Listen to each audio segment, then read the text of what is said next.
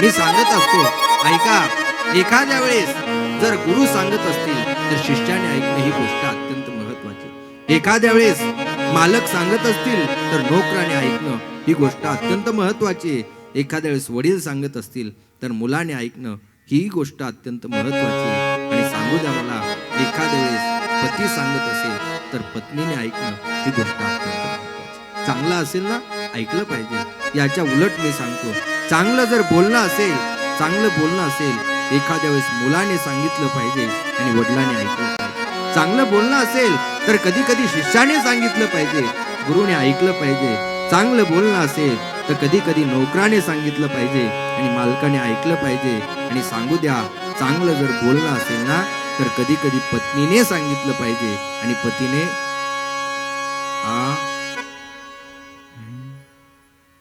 ऐकलं पाहिजे ना. आणि नाही ऐकून करता काय तुम्ही, भाकर भेटणार नाही ना ऐकून.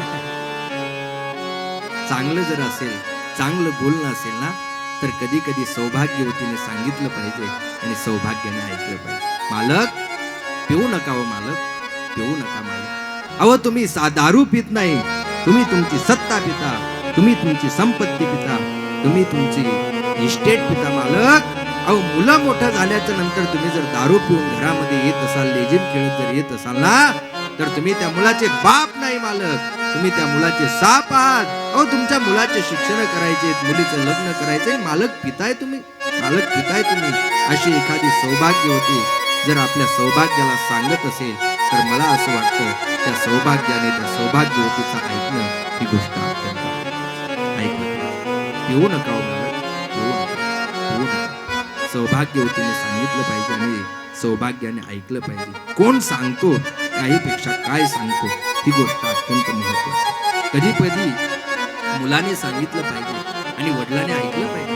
मुलाने सांगितलं, चांगलं बोलणं असेल, शास्त्रकार सांगतात विष जर असेल तर माणसाने ते विष अमृतातून सुद्धा घेतलं पाहिजे. विष असेल ना, माणसाने अमृतातून घेतलं पाहिजे. सोनं असेल तर माणसाने घाणीतून काढलं पाहिजे. सांगू द्या, चांगलं वागणं असेल तर माणसाने शत्रूचं सुद्धा घेतलं पाहिजे आणि चांगलं बोलणं असेल ना तर माणसाने लहान मुलाचं सुद्धा ऐकलं पाहिजे.